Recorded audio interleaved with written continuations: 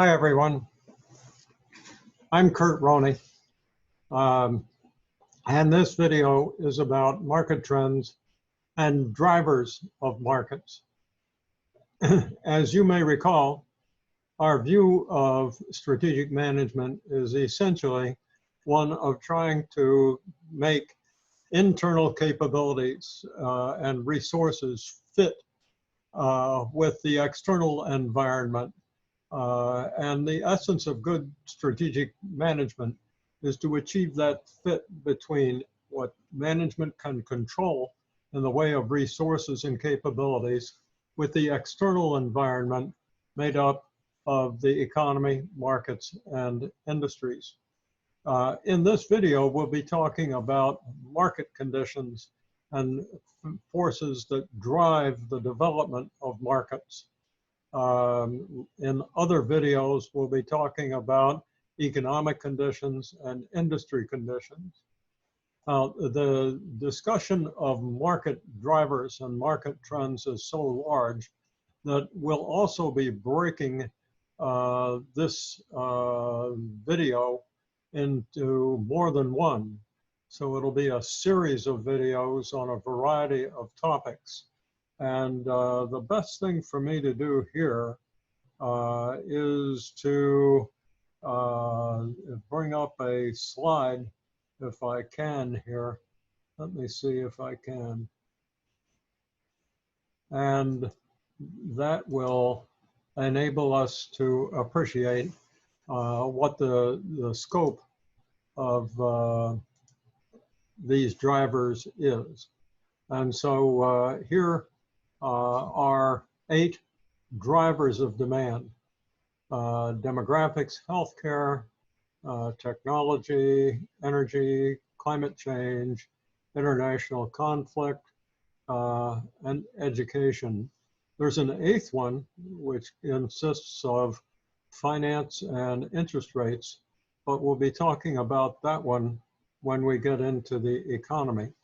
So this series of videos will deal with those first 7 categories. So let's get started with the first one, demographic trends. And after we're finished with that, the video will end, and then another video will pick up with health and healthcare. Okay. So when we're talking about demographics, we're obviously talking about population. Incidentally, I'll be drinking a lot of coffee to lubricate my throat because I've done a lot of these videos lately and my throat's hoarse. Anyway, you can see that around 1960, what is often referred to as a population explosion began to occur all the way back in 1804. Only 1 billion people on Earth. Shortly after the First World War, 2 billion, but it was only 40 years later in 1960 that we had 3 billion. Today we have about 7.8 billion. And it won't be long before we have 10. The range of our forecasts is pretty tight. You can see that in the bottom chart on this slide. But it's not at all impossible that we'll get up over 12 billion rather. But our current forecast is a little bit over 10 billion. That forecast was given to us by the United Nations. Here's the way things will look in 2100 at the end of this century. And you can see that there are 2 big sources of population at that point in time, Asia and Africa. Although you and I are used to thinking of North America as the largest market in the world, if markets are made up of people, you can see that as time passes, that'll no longer be true. It won't even be true if we add the population of Europe, although when we add those two, we get over 1 billion people. And so for quite a while, those two population regions, or those two regions, have accounted for a large part of the world's markets. But you can see that Asia is now growing and will continue to grow rapidly through about, 2035, 2040, something like that. But you can see that yellow line is beginning to catch up. And as we move to mid-century, Asian population will slow down in growth because it'll begin to reach its maximum. On the other hand, population growth in Africa will continue to accelerate until it pretty much catches up with Asia. And at that point, we'll have something like 9 billion people in Asia and Africa, and a billion in billion and a half in other regions. And so from a marketing perspective, markets in Asia and later on in Africa may be where we see the fastest growth. Another driver of demand, of course, is life expectancy, because markets are ultimately made up of people. And today, the average life expectancy in the world is about 81 years old. However, with medical technology and genomic engineering, it won't be long before that average moves up to 100 years. And when that happens, market conditions will be a lot different. A lot more people will be over 65 years old, that's for sure. And the real question is, what portion of those people will still be working? Those that are not working will require some sort of assistance from the government, be it Social Security or some other form. And the real question is just how financially will all that be worked out?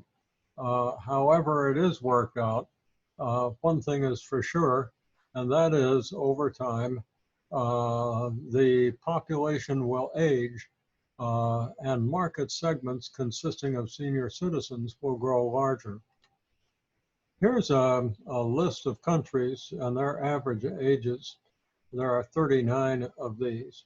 And you can notice that Hong Kong and Japan, Macau, which is a province of China, all have average ages of about 84 and a half and almost 85 years old.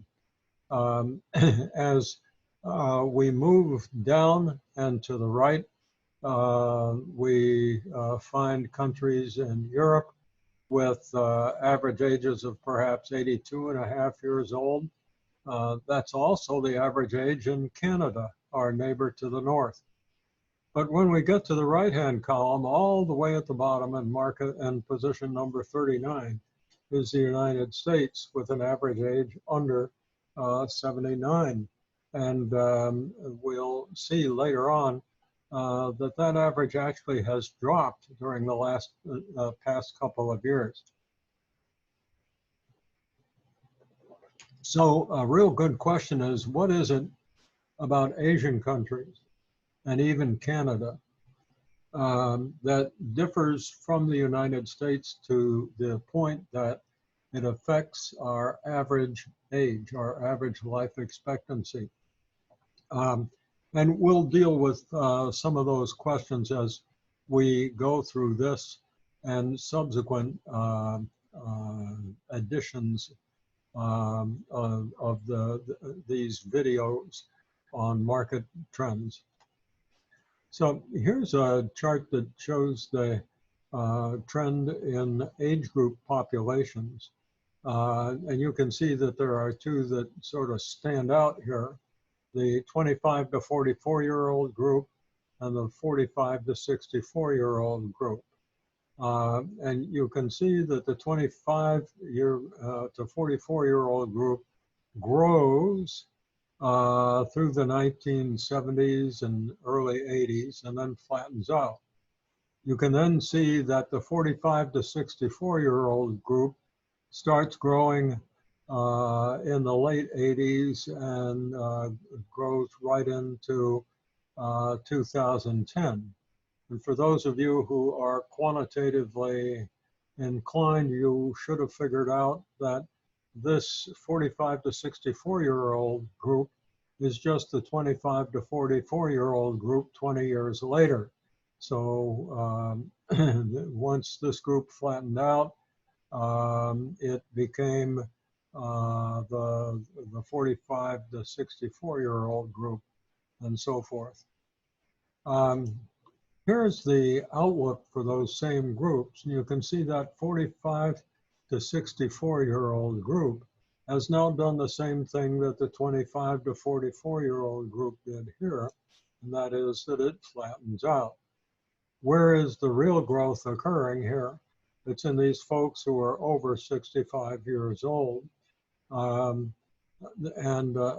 we have an aging population.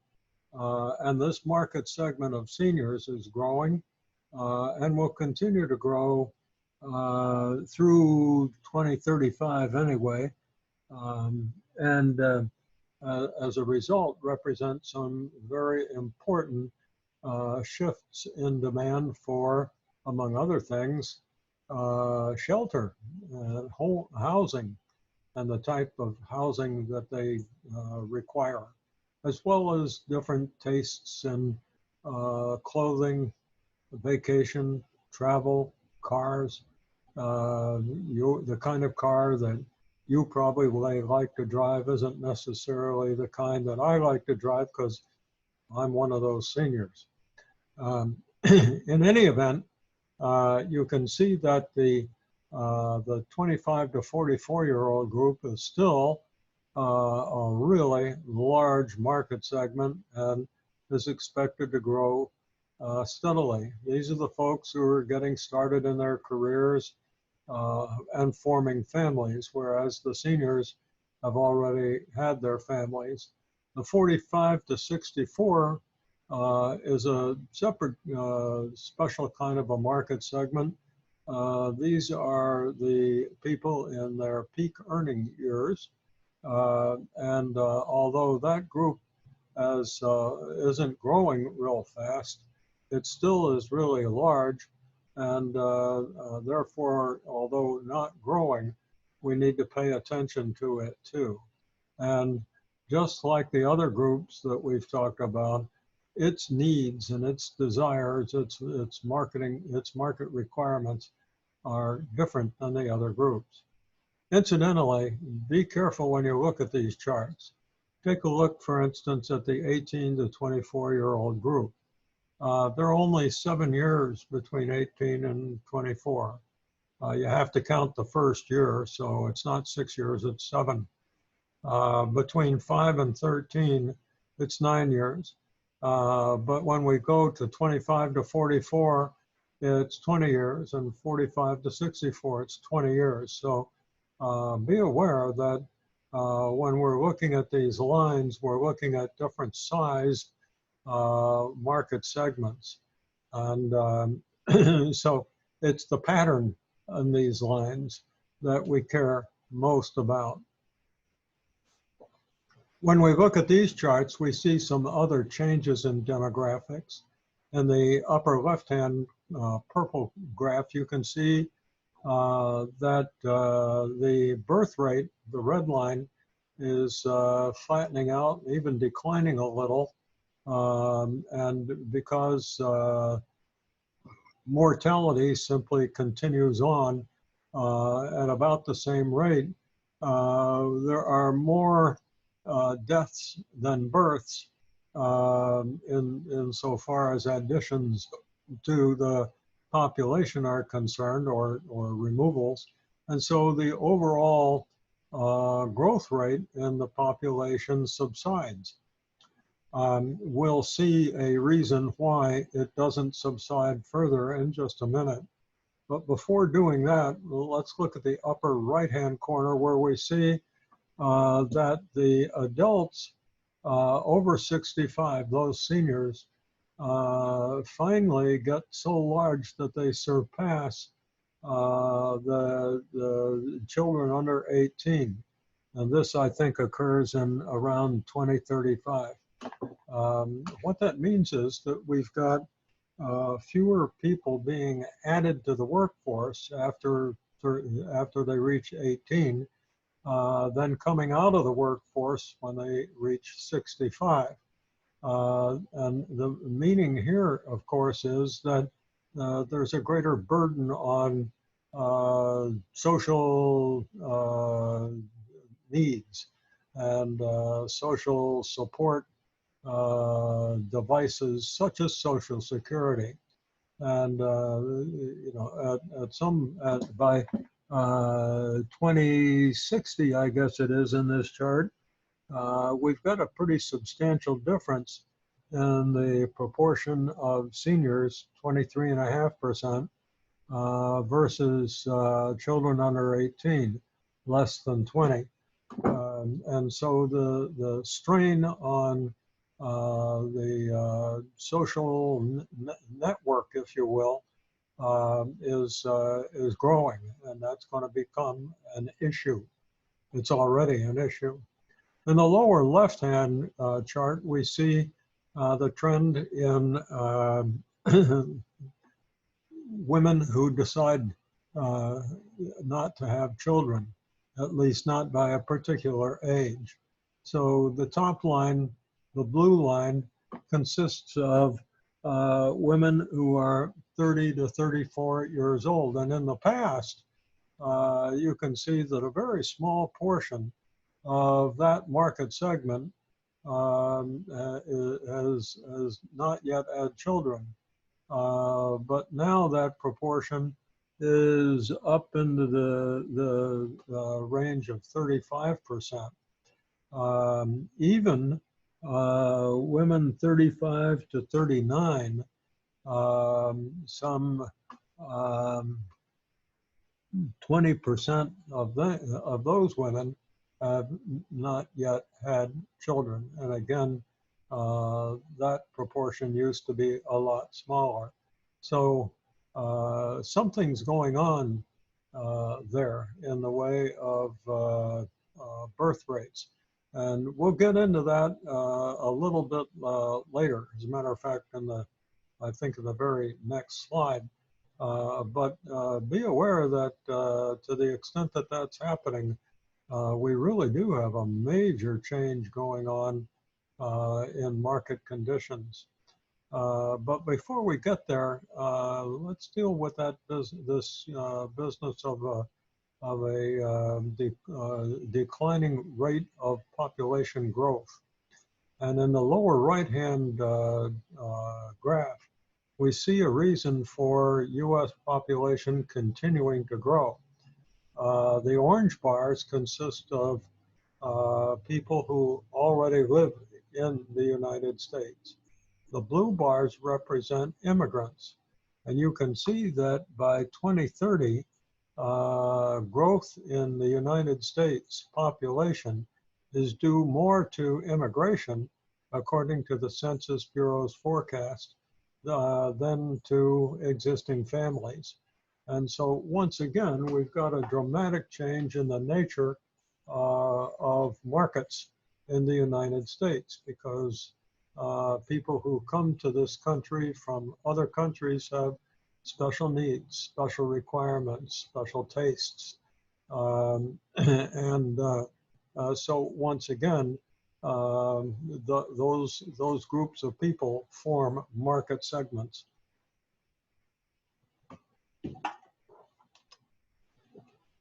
Here's that chart that I mentioned a couple minutes ago, and we can see that the birth rates of just about all countries are declining.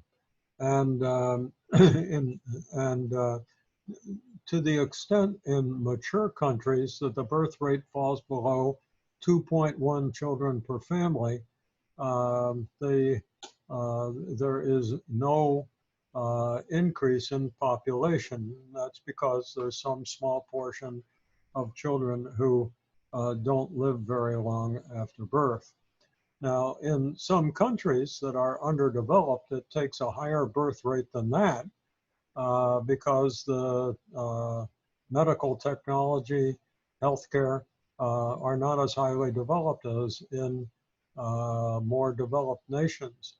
It's in developed nations where we need a birth rate of 2.1, whereas in African countries, and some South American countries, some Southeast Asian countries, it takes a birth rate well above 2.1 to maintain population.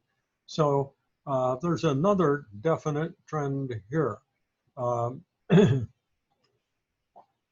In this chart, we can see a much different shape of the population age distribution from back around 1960 as opposed to what we can expect in 2060. In 1960, which was when John F. Kennedy was elected,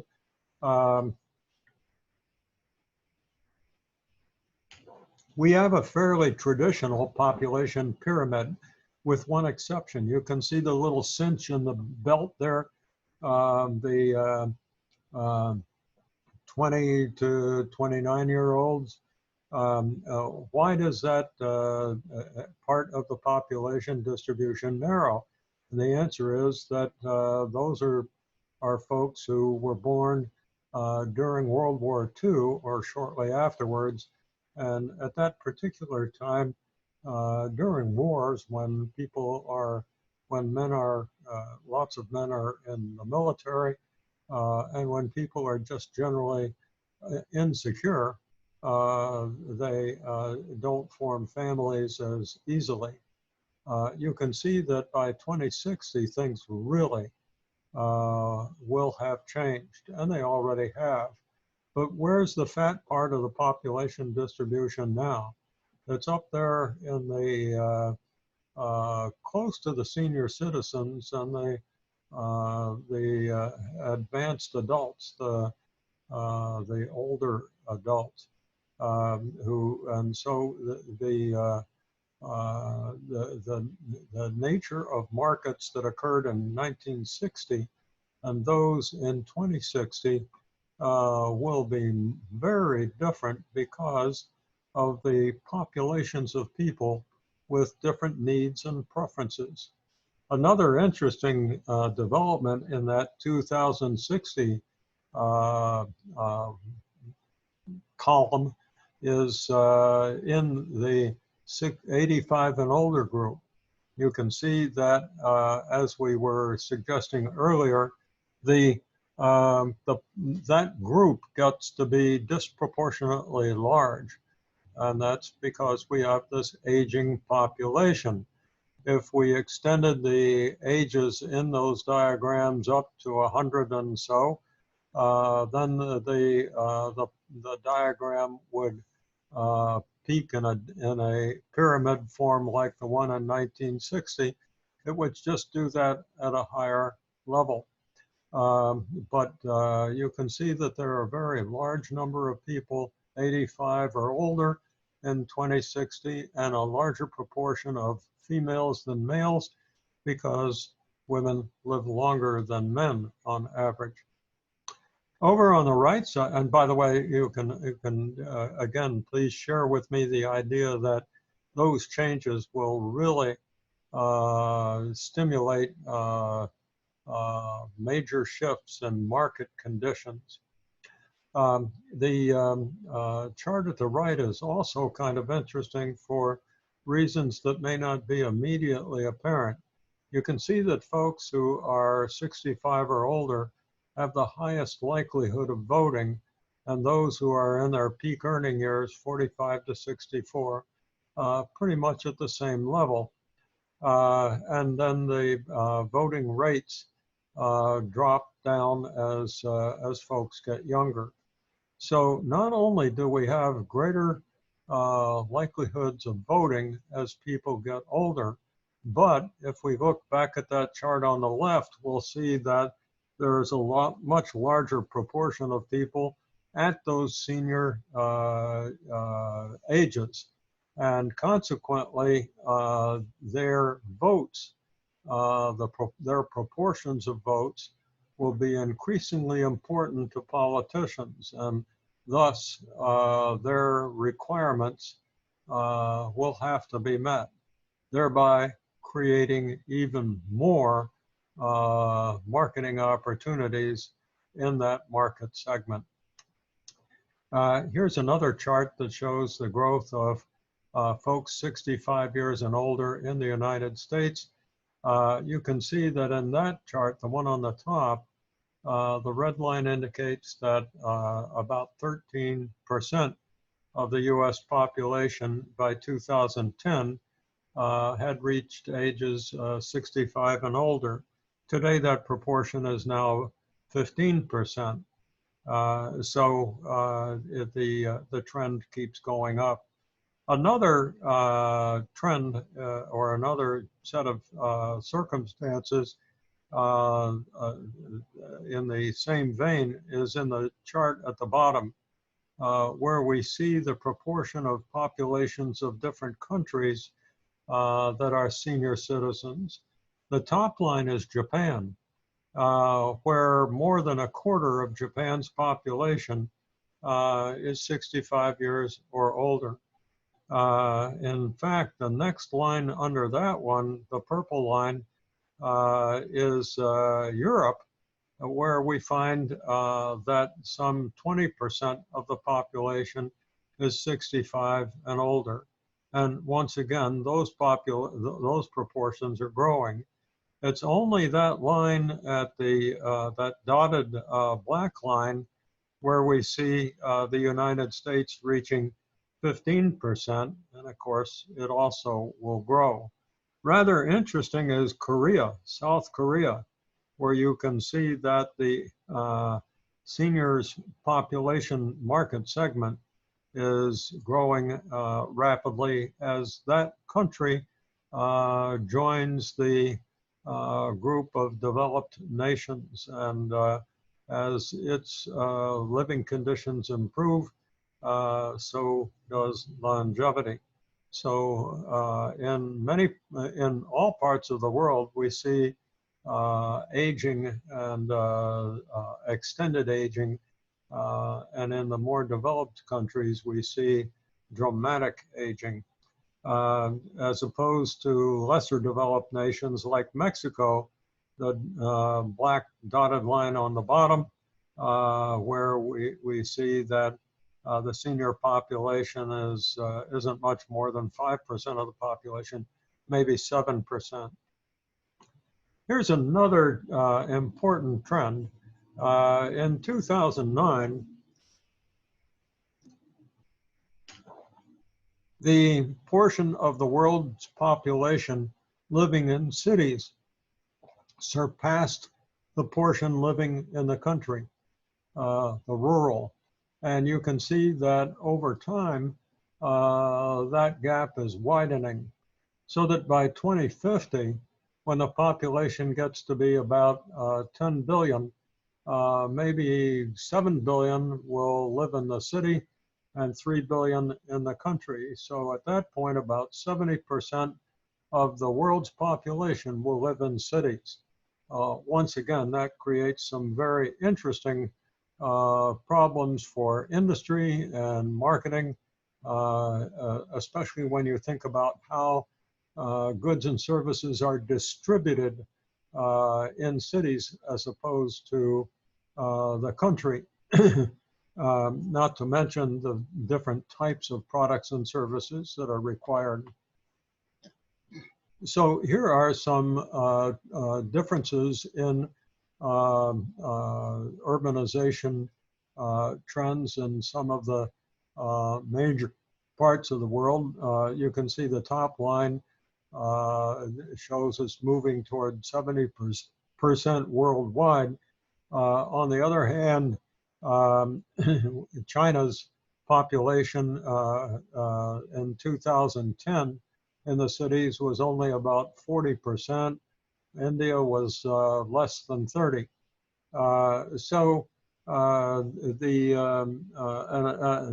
might add that today the U.S. urban population is about 82%. I think we'll see that on another chart.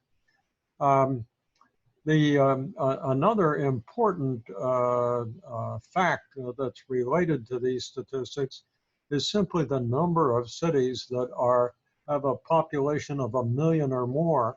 In China, over 100 cities have populations of more than 1 million people, whereas in the United States, it's about half that number.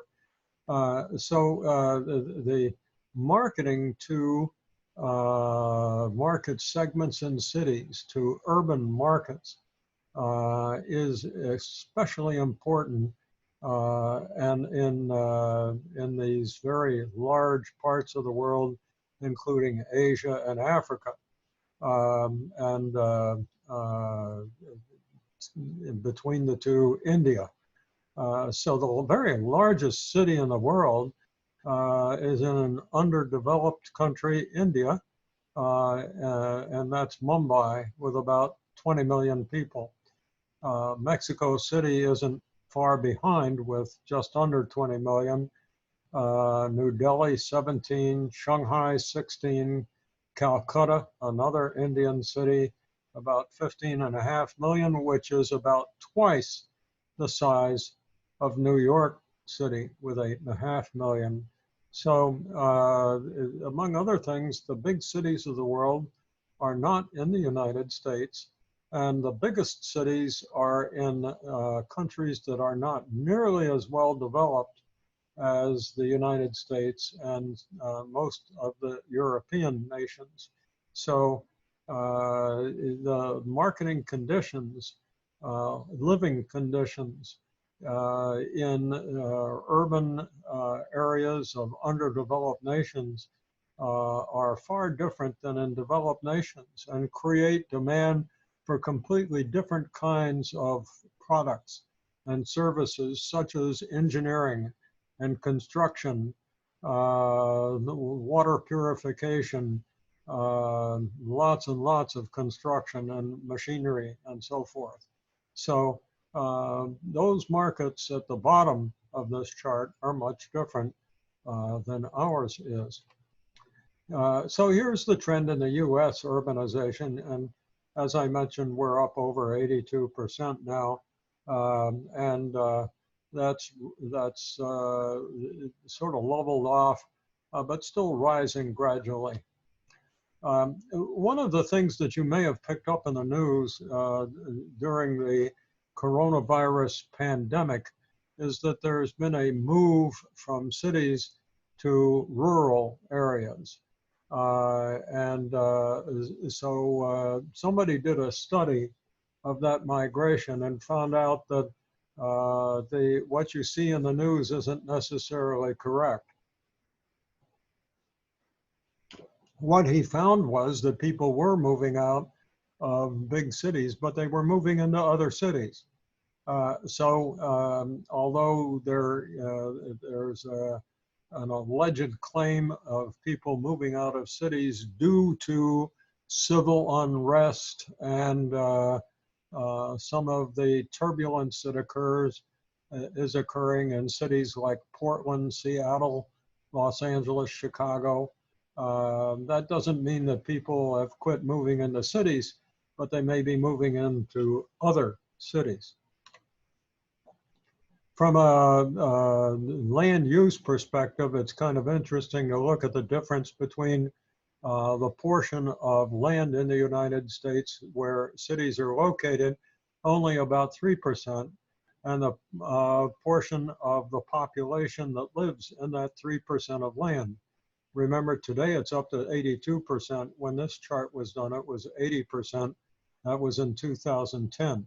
But this simply enables us to appreciate how condensed how crowded city areas are. And those the crowded conditions create the demand for very special types of services, not the least of which is transportation, but for a whole lot of other personal services that don't exist or are not demanded as much in urban areas. And those conditions differ in the United States regionally.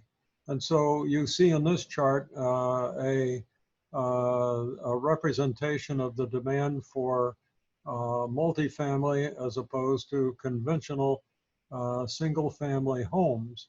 And you can see that those demands differ. And the difference between conventional and multifamily nations, accommodations also differ between regions. I think when this chart is done again, we will see that the orange areas where there's demand for multifamily housing will get wider, and the blue areas will shrink a little bit because of those other trends that we've seen. But right now, the right side of this graph represents the conditions in 2050, and the left column last year. And again, what's interesting, well, there are several interesting things in this chart, but one of them is just how important multifamily housing is. Another is interesting to those of us who live in this region, and that is the South Atlantic region is really growing faster than other areas. There are a number of reasons for that, and we'll get into those later on. Looking at demographic shifts and migration takes us to this chart, which really points out just how significant geographic differences are. The top 10 cities are in what we might call the Sun Belt. Number 10, in fact, is the city that we are located in or near, Raleigh, North Carolina. But the one that's been growing where people under 45 years old have grown the largest in population happens to be Phoenix and other cities in the Sun Belt. Folks 45 and older are not growing as fast, but basically those are folks who were under 45 and they're just staying there because that's where the economy is good. But the reason for the rapid growth of the younger age folks is because more folks are moving into those areas. Now look at the bottom 10 cities. And those cities are in what we might call the Rust Belt, the Smokestack Belt, the industrial regions of the past. Youngstown and Pittsburgh, both of which I've worked in as a consultant because I spent a lot of time in basic metals and steel. Those are two steel towns, and you can see that as those industries scaled down and aged, fewer young people came into those regions, and in fact, their populations declined. Look at the difference between those changes in the bottom 10 as opposed to the top 10. And we see that the growth of folks 45 and older is higher in this group. Why? Because the people who used to be under 45 simply stayed there. What they know how to do is pretty much related to those older industries. And so they don't have the opportunity nearly as much to move to those cities on the top where industries and economies are growing. So once again, this gives us insight into the nature of demand and living conditions and the kind of services that will be required in different parts of the country. and those different parts of the country make up different market segments.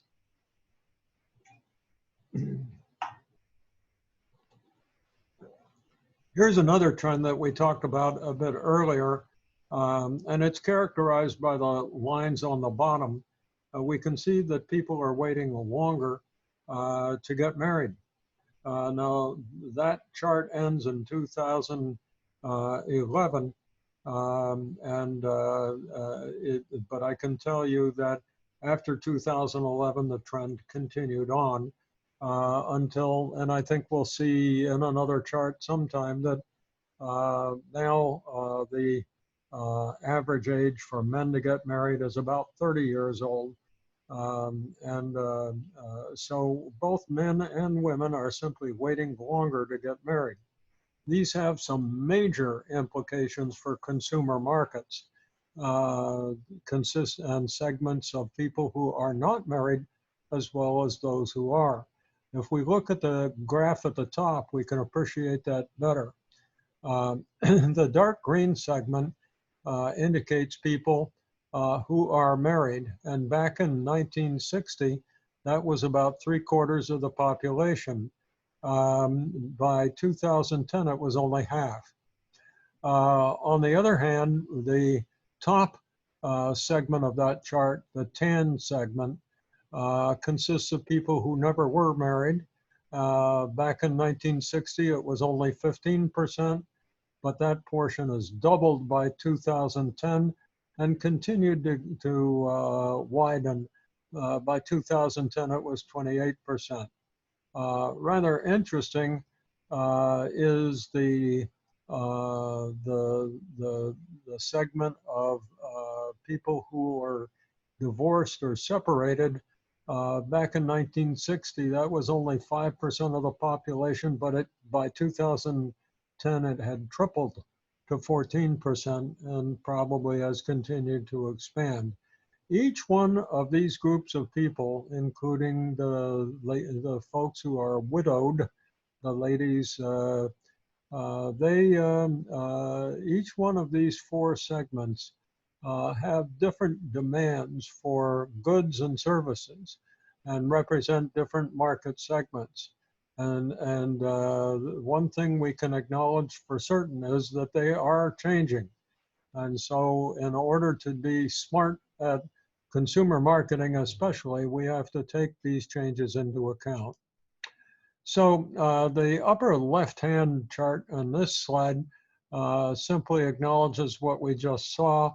You can see now that the blue line, now that we're up to, I guess, 2019, we're just under 30%, 30 years old for average age of men getting married. And what is it, about 28 years old, just under that for women. The chart on the upper right represents an interesting trend. That's people who live together but are not married. The line indicates that about maybe 11% of the population fits that description now. That they represent about 19 million people. That's not a large portion of the population, but it is, with 19 million people, that's a market segment, and people in that market segment again have needs and requirements, desires that are different from those who either are not married or are married. And so once again, what we have is an opportunity to identify and appeal to a particular market segment. The chart on the lower left simply points out the shift in folks who are married at in the age group that used to be where most people got married. The blue bar represents folks in 1978, and that just under 60% were married in that age group. Now, in 2010, 18, it's just under 30%. So it's about half. Something definitely is changing socially in this country, isn't it? The chart on the right casts a little different light because the green bar represents people who who earn more than average. And at this point, when this chart was done, the average was about $40,000. So if you earned $40,000 or more, you were much more likely to get married than if you earned less. So here we have a little bit of the comment about the economics of marriage. To get married, you got to be able to afford it. It takes a little more money to be married and get a house and so forth. So to the extent that the folks who earn larger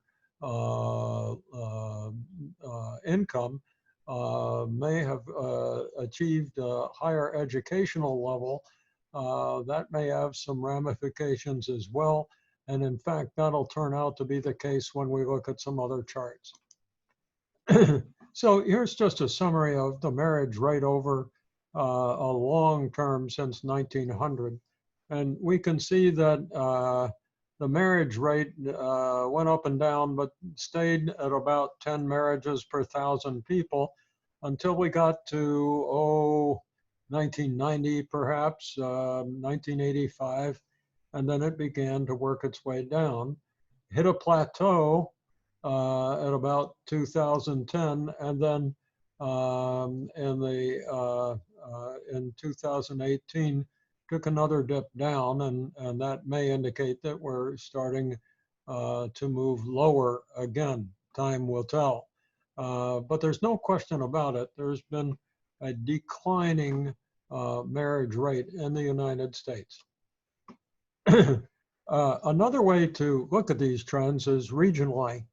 And in this chart, we see how marriage rates have differed in different parts of the United States. And in 1990, there were several states that were red or purple, bright purple. Those were states where marriage rates were higher. The reasons for that were cultural, sometimes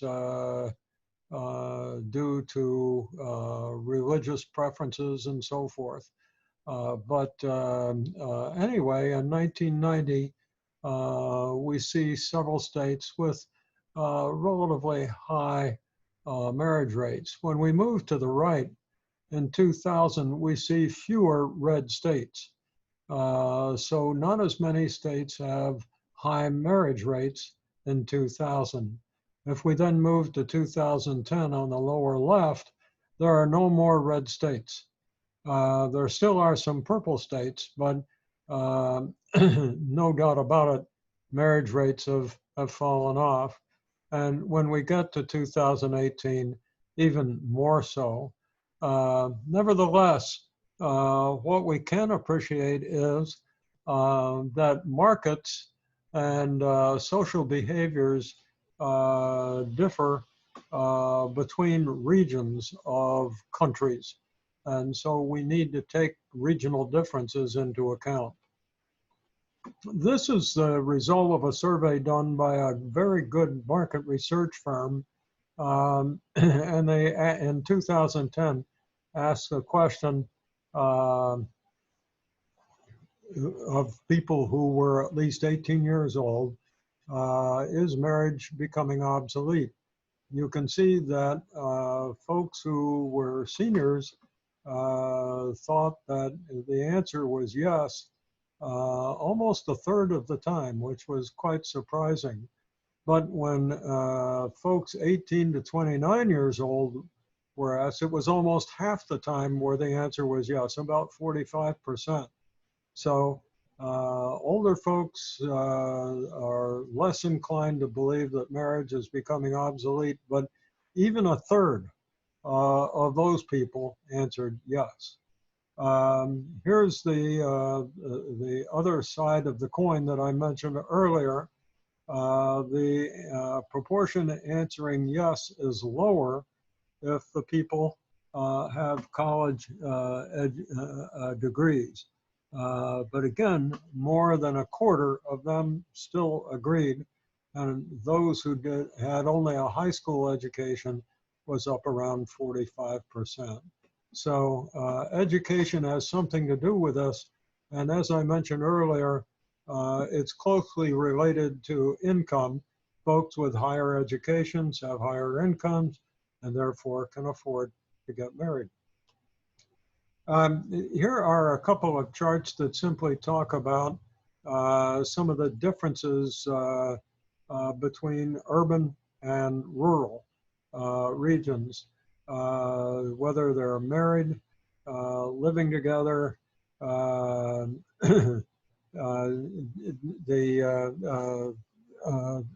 not married, and I guess we're formerly married, but aren't married and living with anybody else. And basically, these patterns are pretty much the same between urban and rural. I think the formerly married and those who are living together, they differ a little bit, but you know, these two patterns are fairly similar. Now, when we get to the birth rates, we do see significant differences between urban and rural residents, where we see urban residents and women with much larger proportions who have not had children, and much lower proportions in rural areas. And also we see that the portions with higher birth rates also are higher in the country than in the city. And as we know, the portions of population in cities are growing, and so this is another explanation for the declining population of the United States. So we've gone through a lot of demographic trends. Now the question really is, so what? What does this mean? Well, if you're working for a company that makes consumer products, one of the cases that we study in Business 410 is PepsiCo. I used to work for PepsiCo, which is the producer of both Pepsi-Cola and Frito-Lay. And I can tell you that PepsiCo really responds to the preferences of people in different age groups. You know, all these other market segments that we talked about. Another industry that I've done some work in as consultants is the automotive industry, and boy, you know, the kind of car that senior citizens drive and the kind of car that young people drive is quite different. And so on it goes. Clothing, housing, entertainment, travel. These things all differ dramatically between demographic market segments. So you can see the bullets on this chart that bring out those differences. Construction of apartments and condominiums versus single family homes, retirement accommodations, the need for education with declining populations of children, advertising, the way we appeal to these different market segments, The need for medical care. As people grow older, they need more medical care, more pharmaceuticals. The type of travel and leisure and entertainment that folks prefer differs, of course, depending upon their ages and their domestic circumstances. Um, the living conditions in underdeveloped nations, as we mentioned earlier, in future segments of these videos, we're going to get into that a little bit more, but you can just imagine that the kind of services and products that are needed to upgrade the cities of underdeveloped nations are not the same as those that are needed in more developed nations. How do you deal with these large growing populations and these overcrowded conditions? You know, you and I have been brought up to believe that our liberty and freedom is very important to us.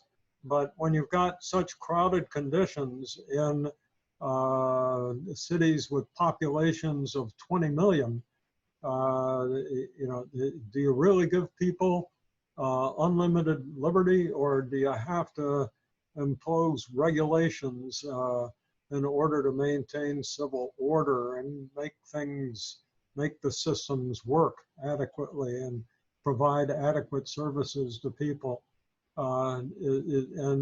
These considerations are changing as populations grow larger, especially in cities.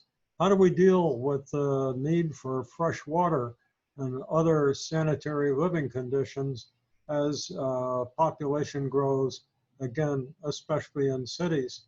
One of the things that becomes very clear, and we'll get into it in the next video in this series, but desalination. The availability of fresh water in many urban areas is declining. The fresh water is being used up.